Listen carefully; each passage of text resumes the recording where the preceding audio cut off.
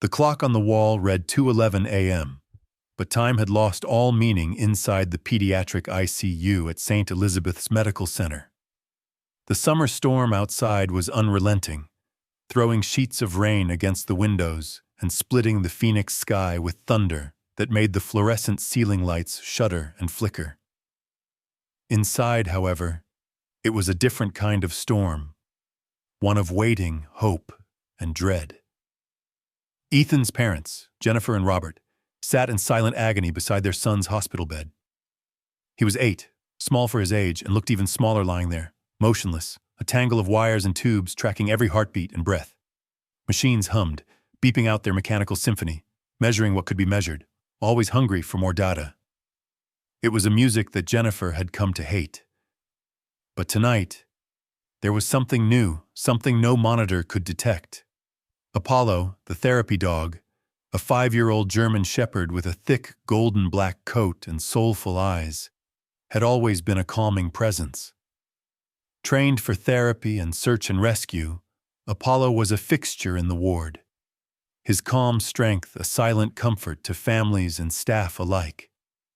He'd spent days lying quietly by Ethan's side, sometimes lifting his head at a passing nurse, but mostly staying still, loyal, and watchful.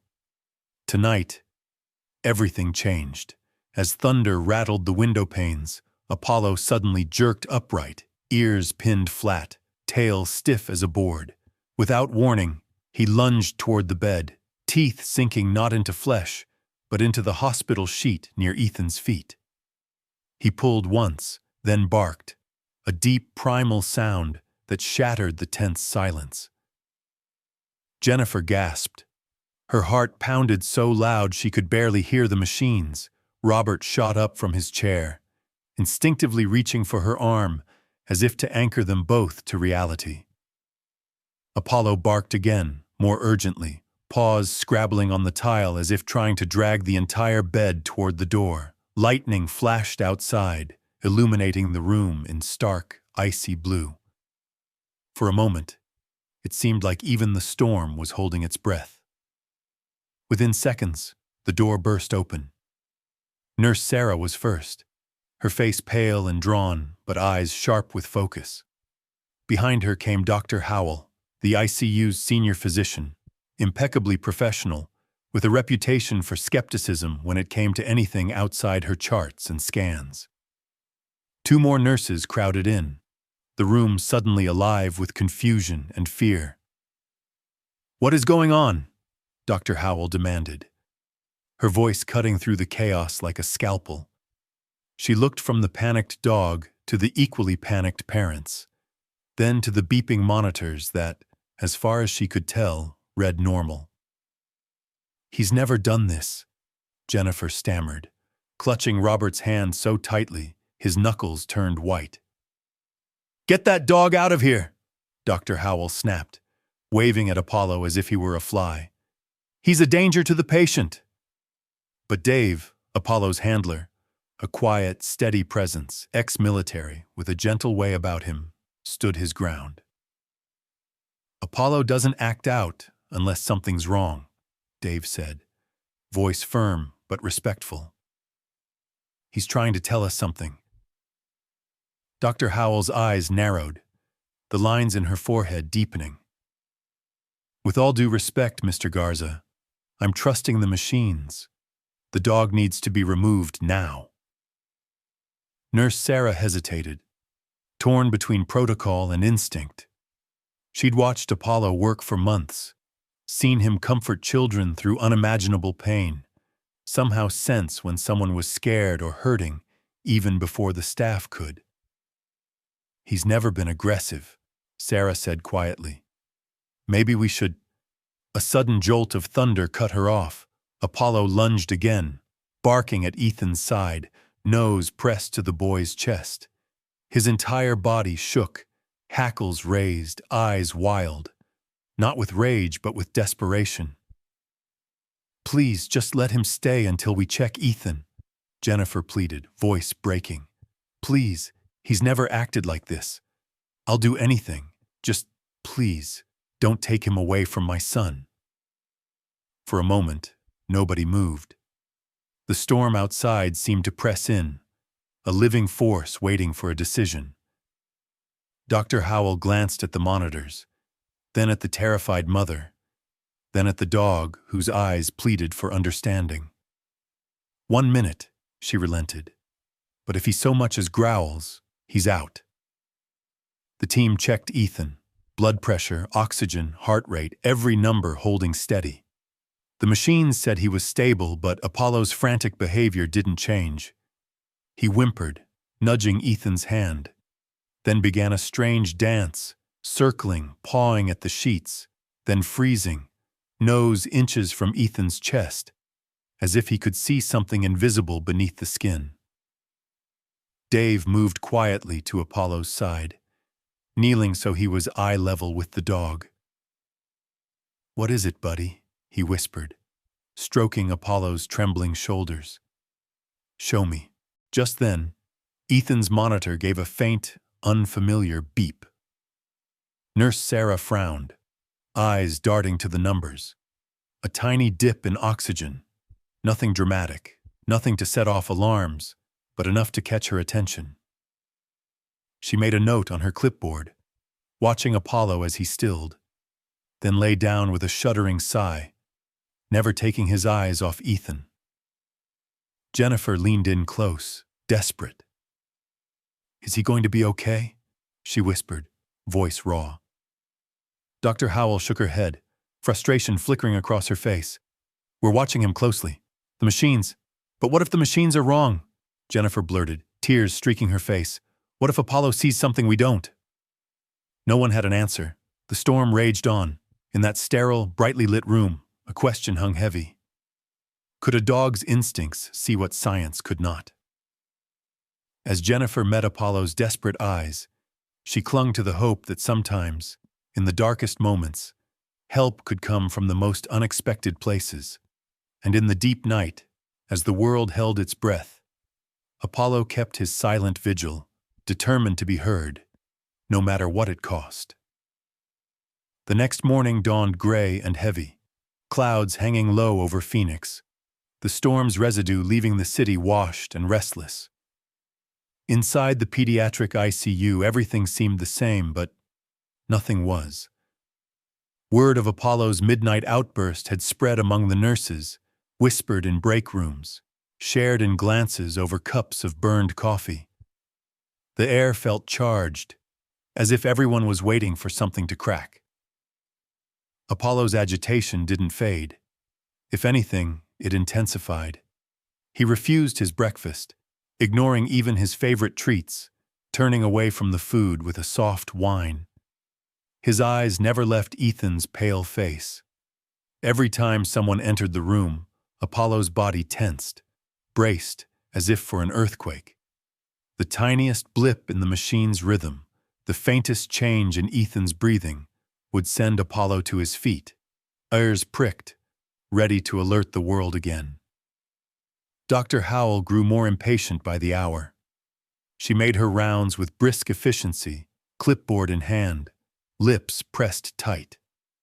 Every time she saw Apollo, her eyes narrowed with a mixture of skepticism and irritation.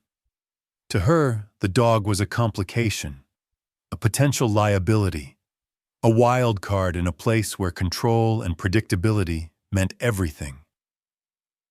"He's disrupting the ward," she complained to Dave after lunch, her voice low but cutting. "Therapy dogs are supposed to comfort, not create panic. This isn't a battlefield. It's an ICU. My patients need peace, not chaos." Dave, standing tall despite the exhaustion in his eyes, met her gaze steadily. Apollo's not just a therapy dog. He's trained to alert to medical issues, sometimes before people can see them. He's never acted like this for no reason. Dr. Howell shook her head. "You're anthropomorphizing. I trust my staff and my machines. If there's something wrong with Ethan, I'll find it." Nurse Sarah, who'd witnessed Apollo's outburst, started quietly logging his behaviors. She made notes in a small spiral notebook. Time of each bark, every moment Apollo circled, Every refusal of food, every restless hour spent staring at Ethan. She logged his posture, his vocalizations, and the subtle signals that only someone familiar with Apollo would notice. Ears flicking, tail movement. The particular way he planted himself between Ethan and the door whenever a staff member entered. Robert, Ethan's father, held it together for most of the morning, answering texts from family and colleagues, sipping coffee he didn't taste. But around noon, as Apollo began pacing again, Robert slipped out into the hallway. There, shielded by the humming vending machine and a wall plastered with faded motivational posters, he broke down, shoulders shaking in silent, helpless sobs. He pressed his fists to his eyes, trying to stop the tears, but they came anyway, raw, angry, scared. He heard footsteps and tried to compose himself, but Nurse Sarah noticed. She paused, not saying anything, just offering a small, sympathetic nod before moving on. That tiny gesture, silent, respectful, gave Robert enough strength to breathe, wipe his face, and go back into the room. If the professionals were worried, how could he not be? By the afternoon, the situation reached a breaking point. Dr. Howell called a meeting with the hospital administration. In a windowless conference room with the buzz of an ancient air conditioner and the smell of stale coffee, the tension was thick enough to cut. "We can't have a dog disrupting patient care," the administrator said, peering at Dave over her glasses. "We value Apollo's contributions, but this is a children's ICU. If he's become a distraction, he can't stay." Dave fought to keep his composure. "Give me 48 hours, he pleaded. "Let me work with Apollo. Let me prove he's not a danger. If after that you still want him gone, I'll take him out myself." A long silence followed. Finally, the administrator nodded. "You have 48 hours, but if there's one more incident, he's out immediately. Is that clear?" It was more than Dave had hoped for. He nodded, shaking hands that trembled just slightly, then left to relay the news to Jennifer and Robert, who clung to every update as if their son's life depended on it. The ICU felt different after that meeting. Staff walked on eggshells. Apollo's presence was suddenly scrutinized in ways it never had been before, by doctors, nurses, even the cleaning crew. Some parents avoided the room, whispering fears about the crazy dog. Others watched with wary curiosity, waiting to see if Apollo was a miracle or a menace. Late that night, when the ward was quiet except for the steady hum of machines and the distant storm still rumbling over the desert, Apollo remained vigilant at Ethan's bedside.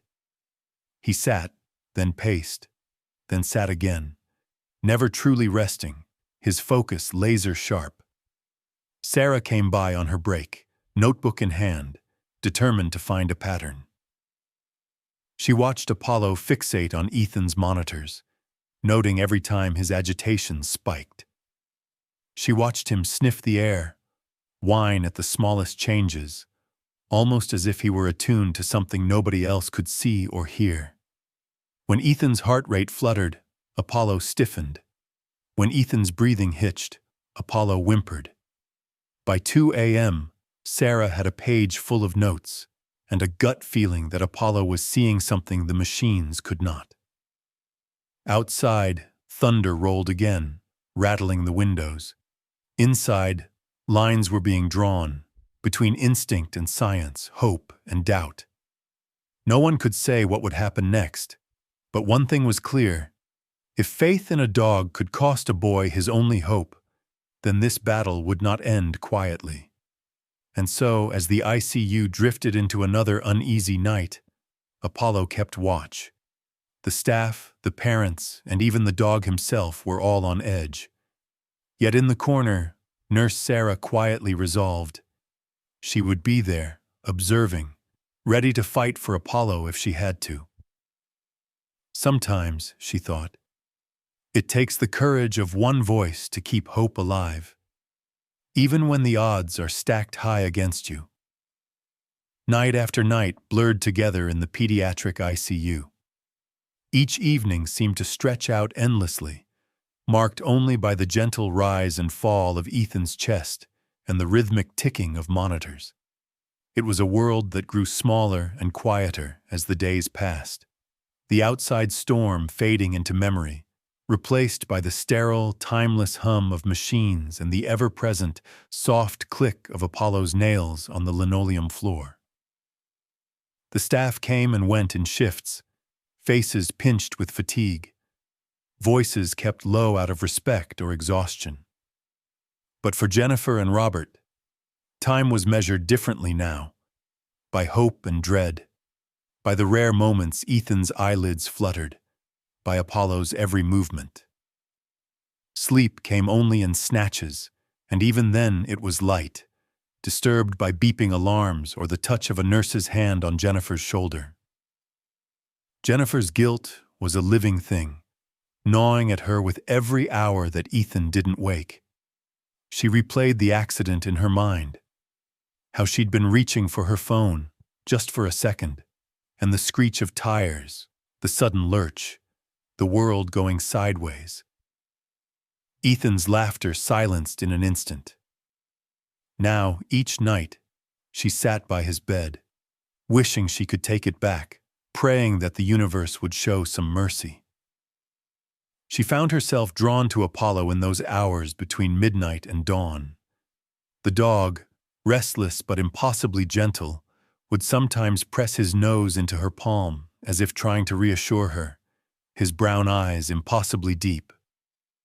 Jennifer often whispered apologies and promises into his fur, tears soaking his ruff. It was easier to talk to Apollo than to anyone else. He didn't judge, didn't offer platitudes, just listened and stayed. Dave was a constant figure in the background, quietly attentive, always watching Apollo for any sign or signal. Beneath his calm, he fought his own battles. Years spent as a combat medic had left scars no one could see, and nights in the hospital sometimes dragged him back to those darker places. But Apollo had always pulled him out, had given him purpose, a sense of meaning beyond the nightmares. Watching Apollo struggle now, knowing his dog was trying to tell them something nobody else believed, twisted something inside him. Still, he held on, believing in Apollo the way Apollo believed in Ethan. On the third night, as the ward drifted into a hushed lull, Jennifer found herself humming a lullaby she used to sing when Ethan was small, an old tune, soft and familiar, meant to chase away monsters. The memory of happier times nearly broke her, but she kept singing, her voice thin but steady. Apollo lifted his head, ears flicking, and seemed to listen, his body finally relaxing for a moment. For the first time in days, Jennifer let herself remember how things used to be. Ethan's smile, his obsession with dinosaurs, the way he'd always wanted to pet every dog in the park. The memory hurt, but it also gave her strength. Across the room, Robert stared out the window into the dark, his own thoughts heavy. He'd always been the practical one, trusting in medicine and logic. But every day spent in that sterile room eroded his certainty. He found himself watching Apollo, trying to decipher the dog's signals, wondering if maybe, just maybe, there was something more happening than anyone could explain. Meanwhile, Nurse Sarah's notebook filled with observations. She made it her mission to chart every detail, hoping to find a pattern that could convince Dr. Howell and the administration to give Apollo a fair chance. She noticed something others missed. Apollo's agitation always seemed to correspond with subtle changes in Ethan's vitals, moments so minor that the monitors barely registered them. If she hadn't been watching both so closely, she might have missed it entirely. But the correlation was undeniable. As the hospital slipped into the dead of night, Apollo's devotion only grew clearer. He would rest his head on Ethan's blanket, watching the boy's every breath with the intensity of a soldier guarding his post. When Ethan's breathing became shallow, Apollo would sit up, whimpering softly, tail thumping anxiously. When a nurse approached for checks, Apollo would stand, placing himself protectively between the stranger and the boy he'd come to see as his own. Other families in the ward began to notice. Some were wary, worrying that Apollo's presence meant something was wrong, that he was a harbinger of bad news. But most were quietly moved by the sight of the big German shepherd refusing to leave his post, no matter how long the hours dragged on. One little girl, her leg in a cast, whispered to her mother, "The dog's keeping him safe." Jennifer and Robert's rare moments of connection became precious lifelines. One night, after hours of silence, Robert took Jennifer's hand and squeezed it gently. "Remember the lake trip?" he asked, voice barely above a whisper. "Ethan wanted to sleep outside with the dog next door. He was so brave. I never thought he'd be so still." Jennifer managed a shaky laugh. "He's still brave. He just needs time to fight his way back." For a moment, the heaviness in the room lifted, replaced by a memory of sunshine and laughter, of their son running barefoot through the grass. Time slowed. Apollo never stopped watching. Each night, the dog's presence felt more vital, more urgent, as if he alone understood the stakes. And each morning, as the world brightened outside and the machines clicked through their routines, Jennifer found herself clinging a little tighter to hope. Hope that Apollo was right, that somewhere inside her son, a spark still burned. Nurse Sarah, after one particularly tense shift, stayed late to compare her notes. She pored over the data, the times Apollo barked, the moments he circled the bed, the hours he refused food. The pattern was emerging, clear as day to her, even if no one else would see it yet. Apollo's distress spiked when Ethan's vitals shifted, when something subtle but significant changed inside the boy. The machines almost missed it, but Apollo never did. As the ICU settled into another anxious night, Nurse Sarah made a decision. Tomorrow, she'd go to Dr. Howell with her findings. For the first time since the accident, a flicker of real hope glimmered in the darkness. Not just for Ethan, but for everyone who needed to believe that sometimes faith and instinct could see what science could not. And through it all, Apollo kept his unblinking vigil, refusing to give up, even when the world was ready to let go. The quiet in the pediatric ICU after midnight was a different kind of silence. Not peaceful, but suspended. Every clock tick stretched, every beep and soft footstep echoing through the fluorescent-lit corridors. Nurse Sarah found herself alone in the staff break room, the hum of the vending machine and her own heartbeat, the only sounds as she flipped through her spiral notebook, cross-checking times and dates. Coffee had gone cold in her cup. On the last page, her handwriting trailed off in slanted loops.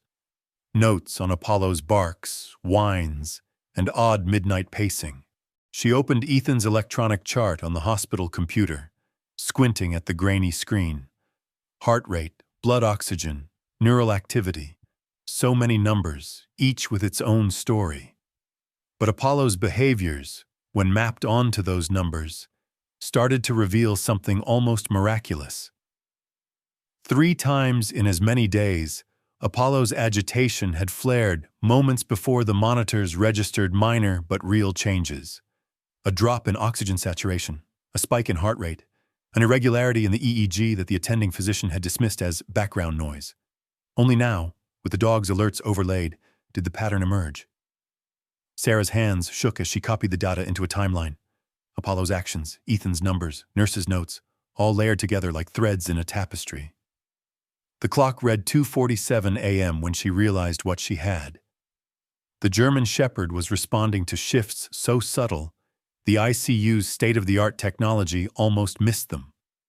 Meanwhile, down the hallway, Dr. Howell sat in her office, surrounded by patient charts and the blue-white glow of her computer. She reread Apollo's incident reports, each one more detailed than the last, each signed off by Nurse Sarah, each quietly challenging her clinical certainty. Doubt gnawed at her. She'd always believed in data, protocols, measurable results.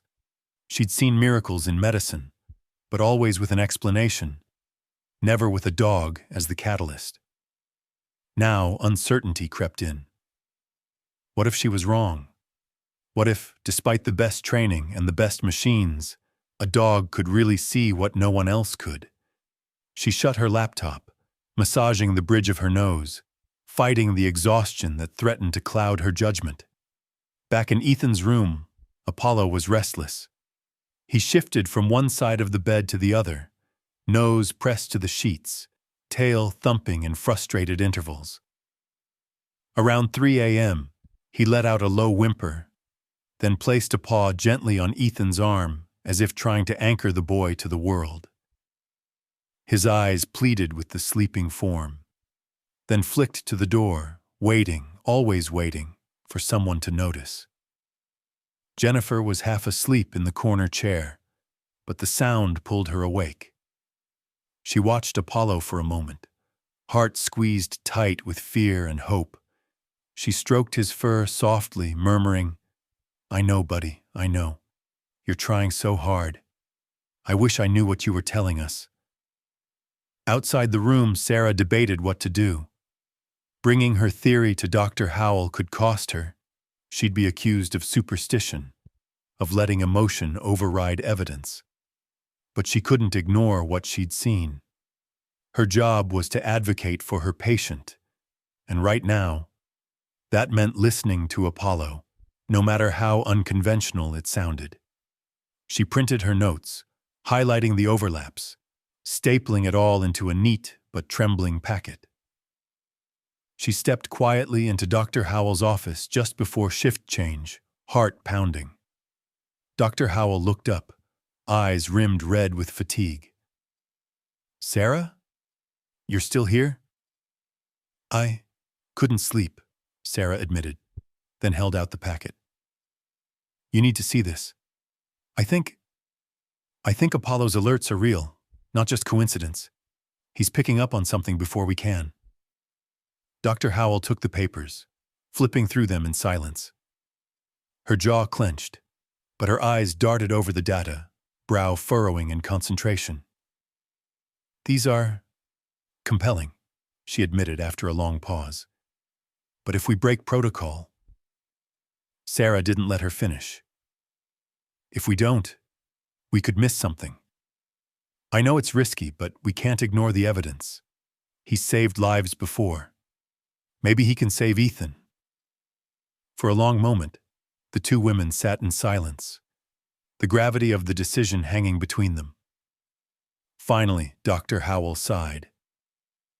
"I'll review it with the team. If you're right, we'll need a new approach. If not..." Sarah nodded, understanding the risk. "Thank you, Doctor." As Sarah left, Dr. Howell lingered on a photo taped to her monitor. A little girl, one of her earliest patients, who'd survived against all odds. "Trust your gut," the girl's mother had told her after the child's recovery. Dr. Howell had always dismissed that advice as wishful thinking. Now she wasn't so sure. In the pre-dawn hours, Apollo curled up beside Ethan, exhausted but refusing to sleep. Jennifer laid a trembling hand on his back, whispering prayers into the silence. The world outside was still dark, but hope, a new, strange, fragile hope, had started to flicker. The morning shift brought new faces and questions, but the tension from the night before lingered. Dr. Howell gathered the ICU team. She shared Sarah's notes, inviting everyone to weigh in. Some nurses exchanged skeptical glances. A young resident murmured, "It's just a dog." But as the evidence mounted, uncertainty grew. Maybe, just maybe, they were witnessing something medicine couldn't explain. That afternoon, Dave brought in a thick binder, Apollo's service records. Jennifer stared at the pages, realization dawning as she recognized her own handwriting from years before. She'd volunteered with animal therapy groups, had once helped train Apollo as a puppy. The circle of connection was complete, her past tied to her son's present, Apollo the bridge between them.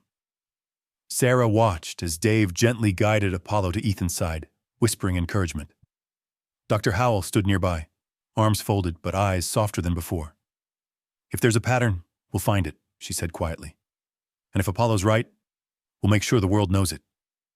The room felt different, less like a battlefield, more like a team united by possibility. The lines between science and instinct, between protocol and hope, began to blur. And in the heart of the ICU, Apollo kept vigil, whimpering, alert, eyes never leaving the boy he refused to give up on. Whatever the future held, the fight was no longer just about survival. It was about faith, connection, and the possibility that sometimes the smallest signals could mean the difference between despair and another chance at life. Outside, the Arizona night pressed close and thick, but inside the ICU, something heavier was brewing. After days of tension and sleepless vigilance, a new storm swept through St. Elizabeth's. A monsoon, sudden and vicious, descended on the city. Rain battered the windows, wind howled through the seams, and the power flickered, just enough to make every heart in the ward skip a beat. Just before midnight, as the storm's fury peaked, the ICU seemed to hold its breath. The hum of the hospital generator took over, casting the hallways in ghostly, buzzing light. Tension crackled like static in the air. Everyone was on edge. Nurse Sarah checked her phone for weather updates while scanning Ethan's vitals, her nerves thrumming. The hospital was used to emergencies, but this felt different, charged with the kind of energy that meant something was about to break. Jennifer had fallen asleep in the hard plastic chair, her hand curled around Ethan's small, limp fingers. Robert sat beside her, staring out into the storm, unable to shake the memory of Ethan's laughter echoing in the sun. Dave was just outside the room, talking quietly with another therapy dog handler, when a sharp, frantic bark split the night. Apollo. Inside the room, Apollo was in a frenzy. He leapt to his feet, barking with an urgency no one had ever heard from him. He circled Ethan's bed, then jumped up, paws landing just shy of the boy's chest. His nose pressed against Ethan's face, ears flat, tail rigid. He whined, a desperate, piercing sound that sent chills down Jennifer's spine. "Something's wrong," Sarah said, rushing to the bedside, scanning Ethan and the monitors. The numbers looked steady, but Apollo was not letting up. He nuzzled at Ethan's ventilator tube, then pawed at the blankets, then looked directly at Sarah, eyes wide and pleading. Dave rushed in, breathless. "What's happening?" Apollo let out another deep bark, then began tugging gently at the ventilator's tube with his teeth, not biting hard, but insistent, as if to draw attention. The monitors gave a faint, irregular beep. Sarah froze. A chill ran up her spine. Ignoring protocol, she leaned over, checked the ventilator's connection. Her heart jumped. It was loose. The tube, if it slipped even a half-inch more, would disconnect. Ethan's breath, already shallow, could stop completely. The machine hadn't alarmed yet, hadn't picked up on the threat. But Apollo had. "Help!" Sarah shouted, adrenaline kicking in. "I need respiratory here now!" Chaos erupted. The code alarm echoed down the hall as doctors and nurses swarmed into the room. Jennifer woke with a start, panic flooding her face. Dave pulled Apollo back just as a respiratory therapist rushed in, securing the connection and running diagnostics. Within seconds, the immediate crisis was averted. The ventilator was checked, the monitors recalibrated. Ethan's oxygen dipped briefly, then returned to baseline. Sarah's heart pounded in her chest, sweat beating at her temples. Jennifer collapsed forward, clutching Apollo around his thick neck, sobbing into his fur. "Thank you," she gasped over and over, her voice broken with relief and fear. "Thank you, thank you." Even Dr. Howell, who had rushed in at the sound of the code, stood speechless at the foot of the bed. For once, her skepticism dissolved, replaced by raw astonishment. She watched Apollo, still tense but no longer frantic, as he sat quietly beside Ethan, licking the boy's hand with gentle determination. When the chaos died down, the room was left in stunned silence. Only the storm outside dared make a sound. Dr. Howell stepped into the hallway, running a shaking hand through her hair. She met Sarah's eyes, and for the first time there was no challenge, only bewildered respect. "What just happened?" a nurse whispered. Sarah's voice was quiet but clear. "Apollo saved his life. The machines didn't catch it, he did." Word spread like wildfire through the hospital.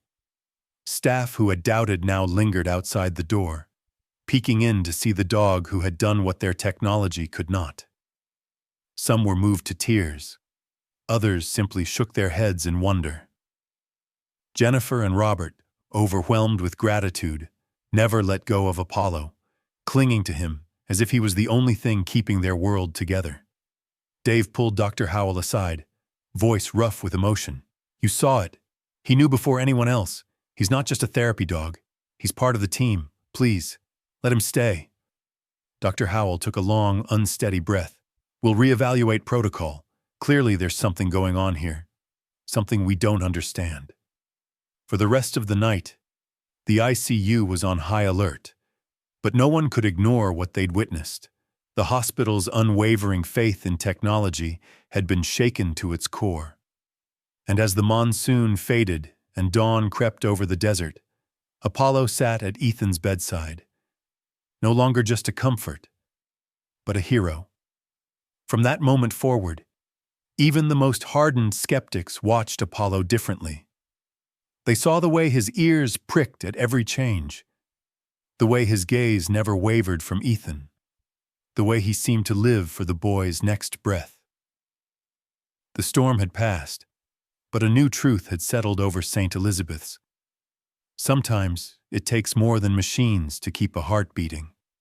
And as the day broke, Jennifer found herself believing again that hope could arrive in unexpected forms, and that sometimes a miracle could have 4 legs, a wagging tail, and the courage to bark when no one else dared to speak. Morning broke over Phoenix, the desert sky streaked with the pale gold of a world washed clean by storm. The hospital buzzed with cautious optimism. News of Apollo's midnight heroism had spread, and even the most cynical nurses now paused to pat his head or slip him a treat.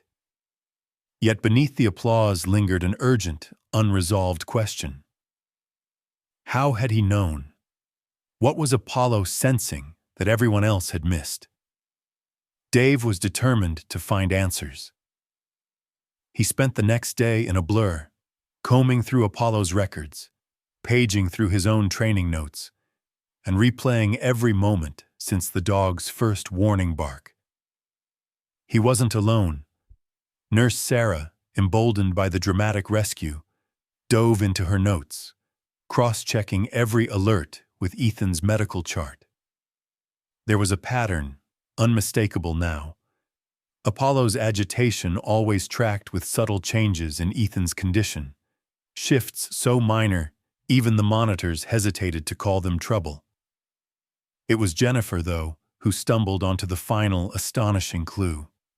She was helping Dave organize Apollo's old files in the volunteer office, hands trembling as she sorted photos and certifications. Among the paperwork was a faded binder labeled Pediatric Therapy, Signal and Stay. Flipping it open, Jennifer gasped.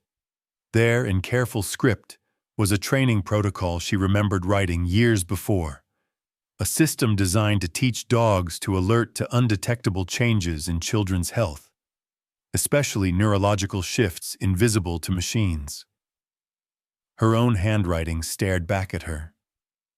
The realization hit like a wave. She and Apollo had crossed paths long before Ethan's accident, years before either of them could have imagined this desperate moment. Jennifer had been part of the team that helped teach Apollo, as a puppy, to signal and stay when he sensed something wrong in vulnerable children. She'd volunteered for the program to help other families, and now fate had delivered her back to the dog she once helped train, fighting for her own son's life. The sense of connection stunned her. It was as if all the guilt and grief she'd carried, every regret about the accident, every helpless night at Ethan's side, found a strange sort of redemption in that old binder. Apollo was more than a therapy dog. He was a living link between her past and her son's present, between hope and despair. Sarah, watching Jennifer's reaction, leaned in. "You know what this means, don't you? Apollo isn't just guessing. He's remembering. He was trained for exactly this. He's sensing things none of our equipment can detect." Dave nodded, voice thick with pride. "It's his instinct, but it's also his training. He's picking up on neurological changes, maybe tiny seizures, maybe shifts in brain chemistry, things a machine might miss, but a dog can feel." Together they formulated a hypothesis. Every time Ethan's condition wavered, every tiny electrical storm in his brain, Apollo's years of training kicked in. He signaled and stayed, refusing to be ignored, no matter how much trouble it brought. Apollo wasn't panicking. He was working, but not everyone was convinced. Dr. Howell, newly cautious after the storm, reviewed the binder with a clinical eye. "This is impressive, but it's not scientific proof," she warned. "We have to follow protocol. If we're going to keep Apollo in the ICU, we need real evidence that his alerts match neurological events, not just coincidence." The administration, wary of liability and now the sudden media attention, doubled down. "Apollo can stay, but only if monitored closely. Every alert logged. If anything goes wrong, he's out." Dave agreed, desperate to keep Apollo by Ethan's side. Outside the ICU, support was growing. The story had made its way onto social media, with families sharing stories of Apollo comforting their children, even sensing allergic reactions or panic attacks before staff could react.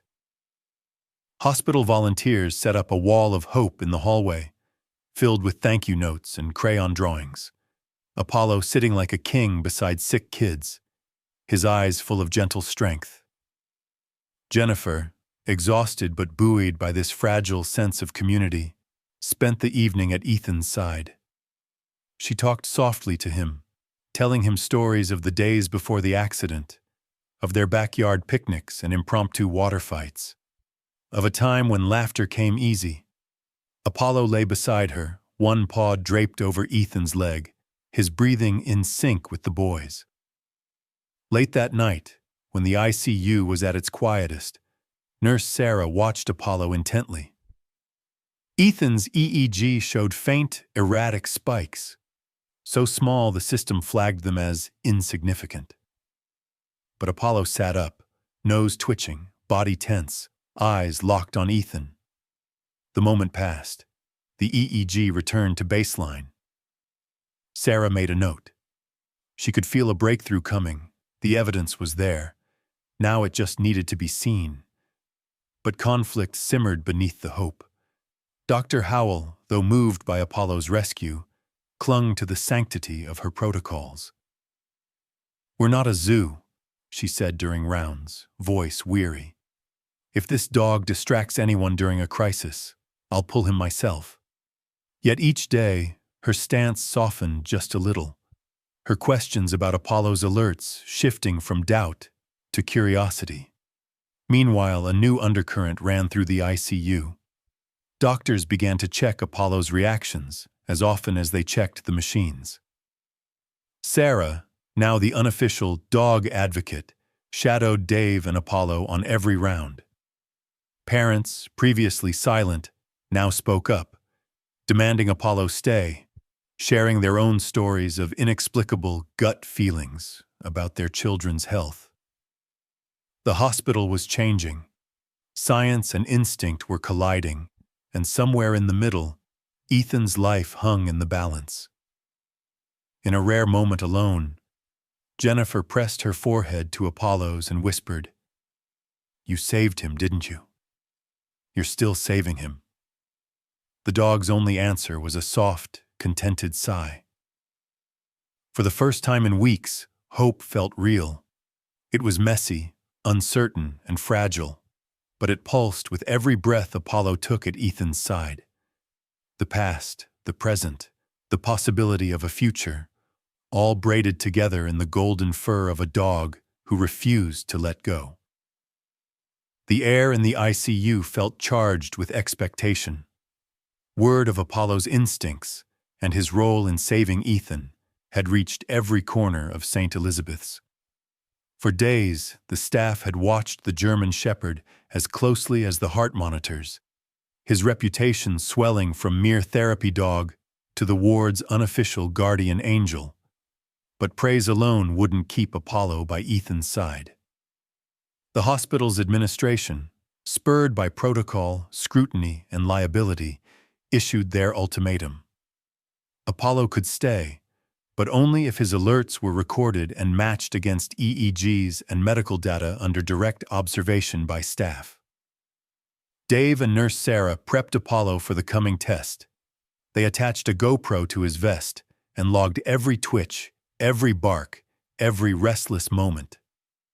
Dr. Howell set up the EEG herself, determined to prove, one way or another, what Apollo could really do. In the break room, nurses placed bets, some sure the dog would fail, others quietly rooting for a miracle.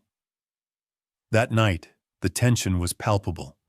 The ICU's fluorescent lights seemed harsher, every beep louder. Jennifer and Robert sat beside Ethan's bed, their eyes fixed not on the monitors, but on Apollo. The German Shepherd paced, his claws clicking softly on the tile.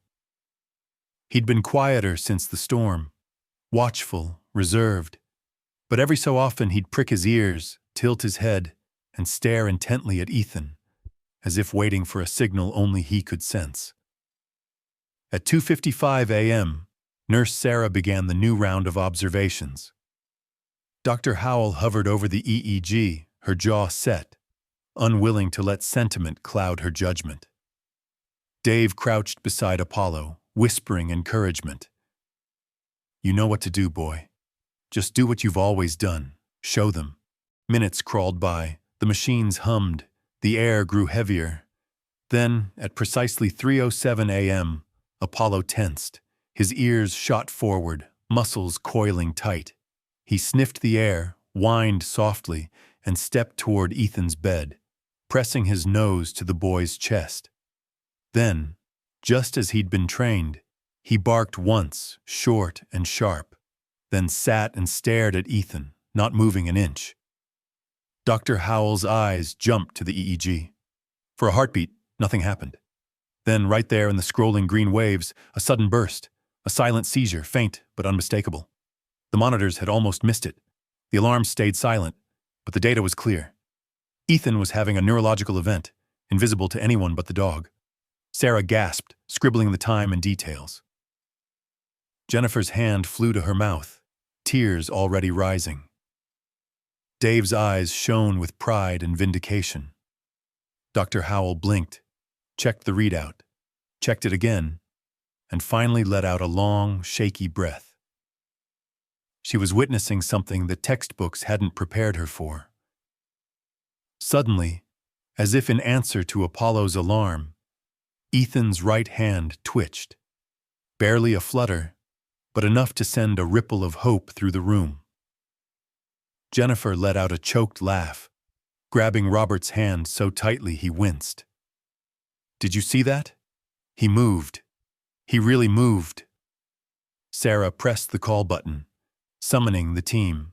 Dr. Howell, composed but visibly moved, explained, "The EEG shows a silent seizure. Apollo caught it before the machines did. Start a new protocol. We'll adjust his medication and monitor closely." As doctors rushed to adjust Ethan's treatment, Apollo finally relaxed. He circled once and lay down with his head on Ethan's lap, sighing deeply as if a burden had lifted.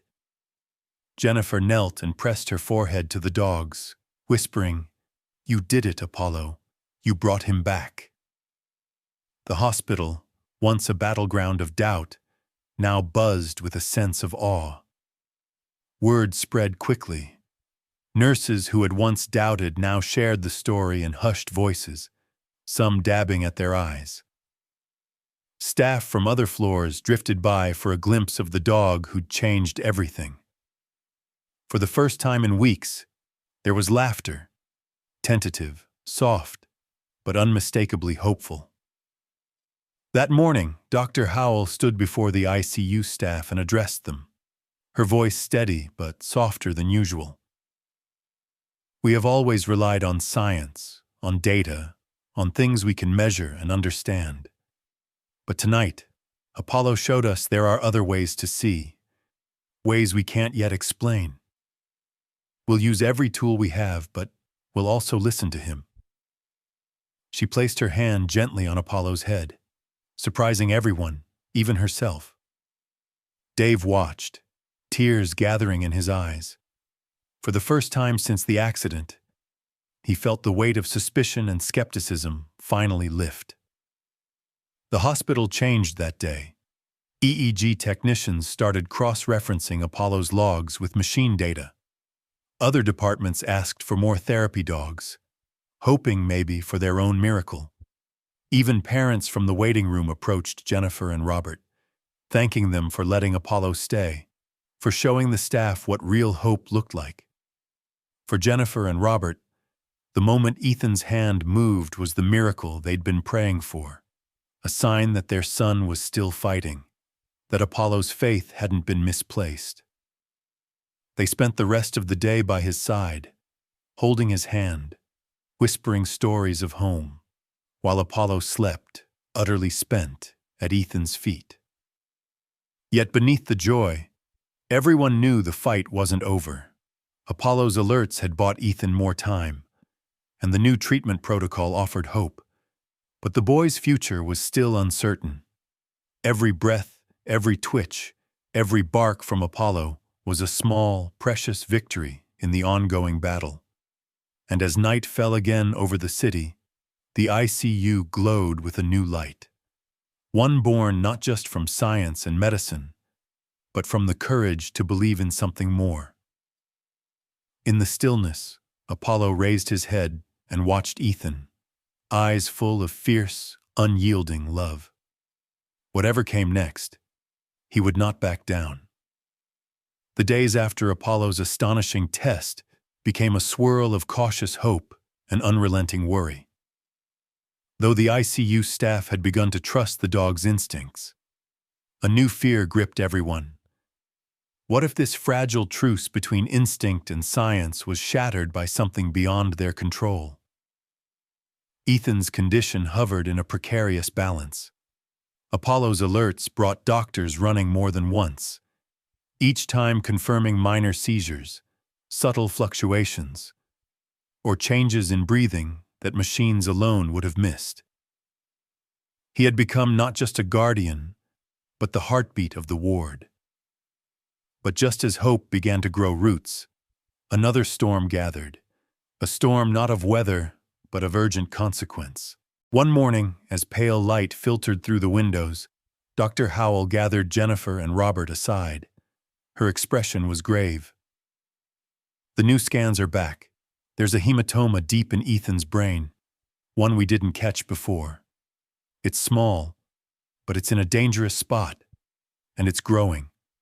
If it ruptures, or if the swelling increases, Ethan could..." She broke off, letting the implication hang in the air. Jennifer felt her knees buckle. Robert caught her arm, the weight of dread heavy in his gut. "What can we do?" he managed, his voice cracking. "It's high risk," Dr. Howell said quietly. "Surgery is the only option, but it's dangerous. We could lose him on the table, or he might not recover. We don't have time to wait." Outside the room, the hospital's administration was already bracing for controversy. News of Apollo had reached beyond the city. Reporters had started calling, and social media overflowed with messages of support and skepticism alike. The legal team feared liability, the board worried about setting a precedent, and some staff, concerned about distractions during such a critical surgery, pushed for Apollo's removal from the ICU, at least while the operation took place. Sarah was furious when she heard. She confronted the administrator in a crowded hallway, her voice shaking but strong. "You can't just pull him now. Apollo's alerts have kept Ethan alive. What if he picks up something the machines missed during surgery? What if he's the one who can warn us if something's wrong?" But the decision was already made. "Hospital protocol is clear," the administrator replied, her tone final. "During high-risk procedures, we minimize distractions. Apollo will be removed before the operation begins." Dave was beside himself. He pleaded, argued, begged for an exception. Apollo, sensing the turmoil, whined anxiously, refusing food and pacing the ward with increasing agitation. Jennifer, in tears, hugged Apollo before the surgery, whispering, "Wait for him. Don't let go. We'll bring you back as soon as we can." On the day of the operation, the atmosphere in the ICU was different. The usually bustling corridor was eerily quiet. Jennifer and Robert were escorted to the family waiting room, hands clenched tight, too numb for words. Dave tried to keep Apollo calm, but the dog wouldn't settle. When the time came for the surgical team to take Ethan, 2 nurses led Apollo away. He resisted, digging in his paws, howling, a sound that tore through the hospital like a living thing. For the first time since Ethan's accident, Apollo wasn't at his side. His mournful cries echoed down the hall, a protest that left even the toughest staff shaken. Inside the operating room, the surgeons worked with meticulous urgency. Every monitor was watched, every spike or dip noted, every slight change in Ethan's brain activity scrutinized. Sarah, allowed to observe, kept glancing at the door, wishing Apollo could be there, just out of sight but close enough to alert them to the invisible dangers. Hours crept by. Outside, the community gathered in the waiting area, many holding signs with Ethan's name or pictures of Apollo. Volunteers set up a table with coffee and snacks. Strangers sent messages of support. But inside, time was measured by heartbeats, by anxious glances at the clock, by the knowledge that everything could change in a single second. During the operation, something remarkable happened. The data feed from Ethan's earlier ICU stay, where Apollo's alerts had been recorded, was being analyzed in real time by a neurologist who'd grown curious. As she reviewed Apollo's logs alongside the EEG, she began to see a pattern. Every single time Apollo had alerted, there had been a subtle but significant change in Ethan's brainwave patterns, often missed or dismissed by the machines as artifact. Apollo hadn't been wrong once. She sent her findings to Dr. Howell mid-surgery.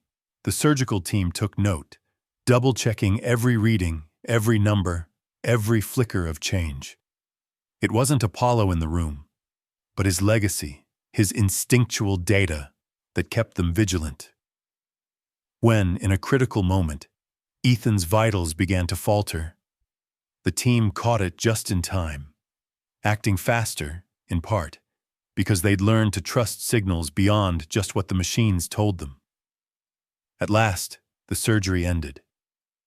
Ethan was alive, but fragile, his fate uncertain. He slipped into a coma, neither fully here nor gone, caught in a place that only time, hope, and medicine could reach. The ICU was exhausted, The staff wrung out, but no one could deny it. Apollo's sacrifice, his forced separation, had changed the way the team saw their own roles. They no longer dismissed the irrational.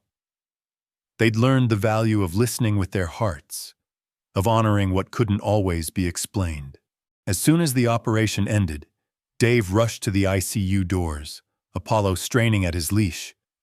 The moment the dog saw the empty bed, he whimpered, then lay down beside it, refusing to move. Jennifer and Robert sat beside him, their family now incomplete but still holding on. Sarah wrote in her journal that night, "We were wrong to think medicine alone could save him.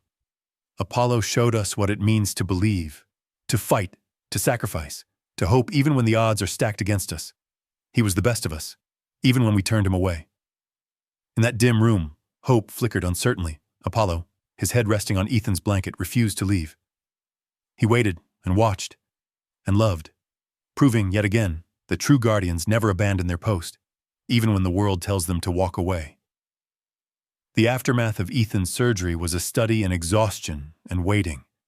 The ICU, which had once been filled with tension and fear, now felt muted and reverent. Ethan's small, fragile body lay motionless, swaddled in blankets, a tangle of tubes connecting him to life.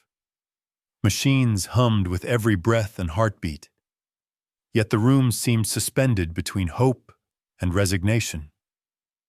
Jennifer and Robert never left Ethan's side.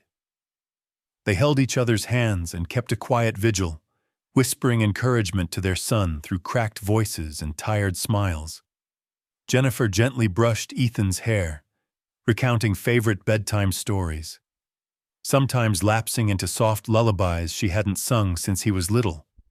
Robert talked to Ethan about baseball games, dinosaurs, all the things his boy loved, never letting the silence linger for too long. The staff, too, moved with quiet purpose. Dr. Howell and Nurse Sarah came and went, checking vitals and reviewing charts, but always pausing to sit with the family, their presence less clinical and more personal than before. Even the hospital janitor stopped by each morning to leave a drawing from his granddaughter for Ethan, a small gesture that somehow filled the room with warmth. Apollo, after being kept away during the surgery, was finally allowed back into the ICU. His return was almost ceremonial. This time, Dr. Howell herself opened the door and motioned him in, her hand gentle on his head in silent apology. Dave, watching from the hallway, felt his throat tighten with relief and gratitude. The moment Apollo re-entered the room, everything shifted. He moved slowly, his usual energy tempered by days of anxiety, and carefully approached Ethan's bed. With a low, rumbling sigh, he laid his head on the blanket near Ethan's legs and closed his eyes, his entire body radiating calm. It was as if the dog understood the gravity of the moment, that this was not a time for barking or pacing, but for steadfast presence. Jennifer reached down, stroking Apollo's fur, whispering, "He's back, sweet boy. You're both back." Tears streaked her cheeks, but her voice was steadier than it had been in weeks.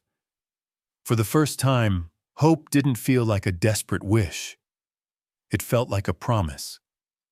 In the quiet hours that followed, Nurse Sarah found herself reflecting on everything that had happened. She wrote in her journal, "There are things beyond science here. Apollo's loyalty and instinct may have given a little boy a second chance at life. We used to see the dog as a distraction, but now I think he's been our guide all along." She wasn't the only one reflecting. Dr. Howell sat in her office late that night, poring over Apollo's alert logs and comparing them to Ethan's EEGs and neurological events. The data was astonishing. Every alert from Apollo matched not just obvious medical crises, but subtle changes the machines had logged but never flagged. Tiny dips in heart rate, fluctuations in brainwave activity, micro seizures invisible to the human eye. The doctor, once a strict rationalist, now found herself wrestling with her own blind spots. She realized with a heavy humility that medicine's power was also its weakness. Its need for certainty sometimes blinded practitioners to the value of intuition, empathy, and things that couldn't always be measured. In that moment, Dr. Howell's understanding of healing was transformed. She vowed to teach her students and staff that while technology was indispensable, true care meant listening, not just to machines, but to each other, to families, to instincts, and yes, even to a dog's silent alarm. As the hours passed, the ICU staff found new ways to come together. A nurse brought in homemade muffins for the families on the ward. A group of residents played quiet acoustic guitar outside Ethan's window, their music drifting softly into the room. Sarah helped organize a prayer circle in the hospital chapel, open to all faiths, but also to those who just needed to hope. One evening, Dr. Howell gathered the entire ICU team. She spoke not from a script, but from the heart. We've learned so much from Ethan and from Apollo. We've seen the limits of what we know. We've seen that sometimes real healing comes from places we don't expect. We owe it to our patients to be open to every possibility, even those that challenge our beliefs. The sense of community, born out of crisis, was undeniable. Janitors, nurses, doctors, even the cafeteria staff stopped by Ethan's room, dropping off tokens of encouragement or sharing stories about Apollo's quiet heroism. A mural of handprints and paw prints grew in the hallway outside the ICU, each one a testament to the connection that had formed in the face of uncertainty. Through it all, Jennifer and Robert changed as well. The desperation that had once consumed them softened into something steadier, a mature, patient kind of hope. They learned to find comfort in the smallest signs, a twitch of Ethan's fingers, the warmth of Apollo's body pressed close, the community rallying around them.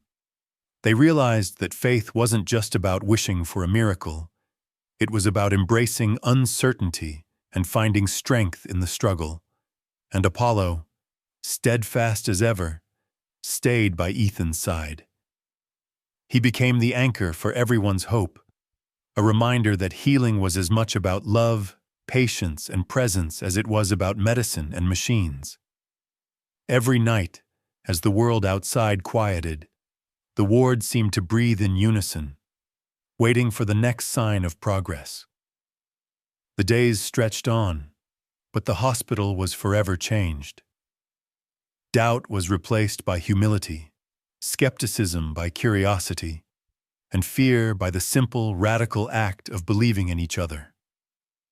Apollo's place in Ethan's story was honored, not as a miracle, but as a testament to the power of connection and the courage to trust, even when the answers aren't clear. And so, in that hushed, sacred space between heartbreak and healing, hope took root and grew, quiet but unstoppable, just like the dog who refused to give up. The dawn was breaking soft and pink over Phoenix as another long night gave way to hope inside St. Elizabeth's ICU. The stormy skies of the previous weeks had faded. What remained was a cautious calm that seemed to wrap the hospital in gentle arms. Apollo hadn't moved from his post by Ethan's bedside. His eyes were half closed, but his ears stayed alert, listening for the smallest sign. It had been days since the surgery, and the room, once bristling with crisis, now existed in a hush of anticipation and longing. Jennifer dozed in the chair, her head on the bed, her hand holding Ethan's. Robert stood by the window, coffee cooling in his grip, his gaze fixed on the world outside, a world he longed to bring Ethan back into. Nurse Sarah sat at the foot of the bed, updating Ethan's chart, but her attention drifted again and again to Apollo's watchful face. Just before sunrise, something subtle changed in the air, a shift so delicate that only Apollo sensed it at first. He lifted his head, ears pricking. Slowly, quietly, he rose and stepped to the side of the bed. His tail didn't wag. He stood tense, focused, as if waiting for a cue only he could hear. Then, with a gentleness that belied his size, Apollo placed his paw on Ethan's arm and whined, a sound low and pleading, filled with years of loyalty and love. It cut through the quiet like the first bird song after a storm. Jennifer stirred, confused, then opened her eyes just as Ethan's fingers twitched beneath her hand. At first, she thought she was dreaming, afraid to move or even breathe. But then it happened again. Ethan's eyelids fluttered, his chest gave a slightly deeper breath, and a faint groan escaped his lips. "Ethan?" Jennifer whispered, her heart pounding. "Baby, can you hear me?" The boy's eyes opened a crack. He blinked against the light, his gaze finding Jennifer, then Apollo, for a long, suspended moment. He just stared, uncertain, lost between worlds. Then, as if he'd traveled 1,000 miles, Ethan focused on his mother's face. His lips moved, barely forming a word. "Mom." The room erupted. Jennifer gasped, tears streaming down her cheeks, clutching Ethan's hand as if to anchor him to earth. Robert dropped his coffee, rushing to the bed, his voice breaking as he called Ethan's name. Apollo gave a soft, contented bark, licking Ethan's fingers, then nuzzled Jennifer's arm as if to say, "I told you he'd come back." The nurses ran to call Dr. Howell, who arrived at a run, stunned and beaming. She bent over the boy, her practiced hands gentle but trembling. "Welcome back, Ethan," she murmured. "We missed you." There was laughter, there were tears, and for a moment, the hard lessons and pain of the past weeks dissolved into simple, overwhelming joy. The ICU staff crowded the doorway, cheering, hugging each other, celebrating not just the return of a child, but the vindication of hope itself. In the days that followed, Ethan's recovery was slow but steady. Each small milestone, a squeeze of the hand, a murmur, a smile, became a triumph, celebrated by everyone who had watched and waited. Apollo was never far from Ethan's side, his devotion now the stuff of legend. Visitors came by, hoping to pet the hero dog or catch a glimpse of the boy whose story had become an anthem for courage and connection. The hospital changed too. Dr. Howell called a staff meeting and, in a rare display of vulnerability, told the story of Apollo's instincts and Ethan's journey. "We must remember," she said, "that real care means listening, not just to data but to each other, to our patients, and sometimes to the inexplicable. Apollo reminded us that healing is both art and science. There are things we still have to learn, and that's okay." Inspired by Apollo, St. Elizabeth's launched a research project on therapy animals and their role in acute care. Apollo became the center of a new program, helping other children and families find hope in the midst of struggle. Jennifer began volunteering in the hospital's animal therapy program, sharing her story with new parents.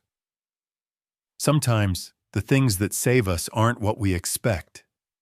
Never be afraid to hope. Never be afraid to listen to the small miracles. Ethan's recovery was far from perfect. There were setbacks, nights of worry, days when progress slowed. But hope, once rekindled, proved stubborn. It glowed in every act of kindness, in the janitor's drawings taped to the wall, in Nurse Sarah's quiet encouragement, in Robert's late-night pep talks and Jennifer's unwavering belief. Most of all, it lived in Apollo's steadfast presence, proof that the greatest strength sometimes wears fur, walks on 4 legs, and refuses to quit. The story didn't end with Ethan waking up. It continued with every day he fought to regain himself, every time he struggled through therapy, every hug he gave Apollo in gratitude. The hospital community, once divided by doubt, was now united by the lesson they'd all learned. that real healing happens when science and empathy walk side by side. As Ethan grew stronger, he and Apollo would walk the hospital halls together, the boy's hand resting on the dog's back. Parents stopped them to say thank you. Nurses smiled and waved. Even Dr. Howell, the former skeptic, knelt one morning to scratch Apollo behind the ears, whispering, "You did good, boy. You taught us all." On the final morning of Ethan's hospital stay, Jennifer looked out at the sunrise from her son's window, Apollo at her feet. She smiled, a tear sliding down her cheek, as Ethan laughed for the first time in months, a sound as bright as hope itself. Final reflection and call to action. Life, Jennifer realized, was never the same after tragedy, but neither was it without hope. Miracles aren't always what we imagine, she told a group of new parents on her last day. Sometimes they wear fur, walk on four legs, and remind us to listen with our hearts as well as our minds. Don't ever stop believing in the impossible. Don't be afraid to hope. And so, as Ethan, Apollo, and their family stepped out into the world again, their story became a beacon for others, a living reminder that healing is never just about medicine, but about the courage to trust, to love, and to believe in the power of connection. If this story touched you, please like and follow our channel. Remember, empathy, patience, and the courage to trust can change lives in ways we may never fully understand.